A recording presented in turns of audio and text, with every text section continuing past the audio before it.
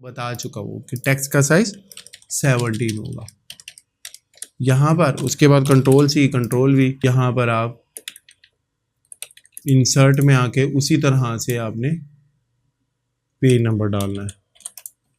इसको सेंटर्ड कर देना को आपने ये वाली लाइन बॉक्स, ये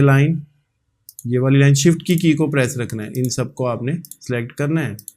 कंट्रोल सी कंट्रोल वी यहाँ पे पेस्ट कर देना। अब आप इस पेज को सेंटर करेंगे, हेडिंग चेंज कर दें,